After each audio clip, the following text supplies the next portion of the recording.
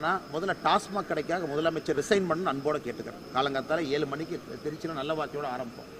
தமிழக நம்முடைய பெண்கள் தாய்மார்களுடைய தாலியெல்லாம் அறுக்கக்கூடிய தீங்கு விளைவிக்கக்கூடிய டாஸ்மாக் இருக்கு. முதலமைச்சர் ஏன் ரிசைன் பண்ணாமல் இருக்காரு?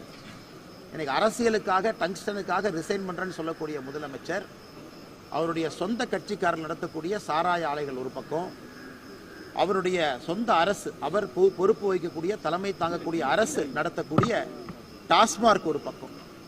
அதனால் இதுவும் பொதுமக்களுக்கு தீங்கு விளைவிக்குது, பெண்களுடைய தாலியெல்லாம் அறுப்பதற்கு காரணமாக இருக்கு. அதனால் முதலமைச்சர் அவர்கள் இது சட்டமன்றத்தில் சொல்லியபடி பதவி விலகுனா அவர் பேச்சுக்கு ஒரு மரியாதை இருப்பதாக நாங்கள் பார்க்கின்றோம். மற்றபடி டங்ஸ்டன் எங்ககிட்ட விட்டுருங்க.